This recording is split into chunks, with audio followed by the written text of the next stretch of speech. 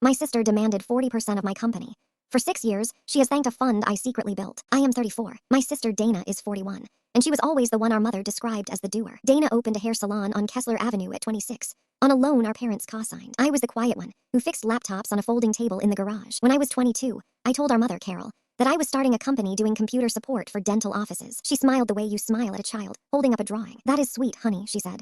Dana actually employs people. Nobody co-signed anything for me. I put $3,000 of parts on a credit card and worked out of the garage for 2 winters. By the time I was 30, the company had 42 employees and contracts with 160 clinics. My family never knew the numbers. They knew I wore plain shirts and drove a 9-year-old Honda, and they filled in the rest themselves. At holidays, Dana introduced me to her friends as her little brother who does something with computers. Then she would laugh and add that I was still figuring it out. 6 years ago, I drove past her salon on a Tuesday afternoon and counted 2 cars in a lot built for 20. That week, I set up the Kessler Main Street Fund. It gives small grants to independent businesses on that stretch of road. 12,000 here, 9,000 there. No press, no plaque, no name on the wall. My company funds all of it, and my attorney signs everything, and my name appears on none of it. Dana's salon was approved in the very first round. $15,000 for new chairs and a roof repair she had been putting off for 2 years. She called our mother crying. I heard about it secondhand, which was how I wanted it. She framed the award letter and hung it by the register, and it is still there. 3 years later, she got 9,000 more for equipment. On an application I read twice before I approved it and never mentioned to anyone. This past Thanksgiving, Dana set her fork down halfway through dinner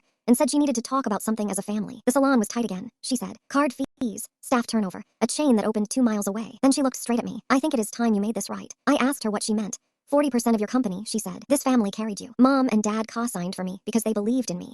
And you got to sit in a garage with 0 risk. Our mother folded her napkin and said, Marcus, your sister has a real business with real people depending on her. My wife, Priya, went very still beside me. I said I would think about it. That was all I said. Dana took my silence as guilt and kept talking. She said the only people who had ever actually believed in her were strangers. She meant the fund. She always means the fund. She said they do not ask you who your family is or make you beg. They just look at what you have built and decide you are worth it. I said that sounded like a good way to do it. Her third application came to me in February for $11,000 toward a new front window and a payroll gap. I approved it on a Tuesday morning from my kitchen table, and Renee at the fund sent the letter under her own signature, the way she always does. Dana called our mother crying again. I heard about it secondhand, the way I wanted to. She has not asked about the 40% since, and I have not brought it up. Last month, she told me that whoever runs that fund clearly understands people like her, and that someone out there believes in her. Someone does.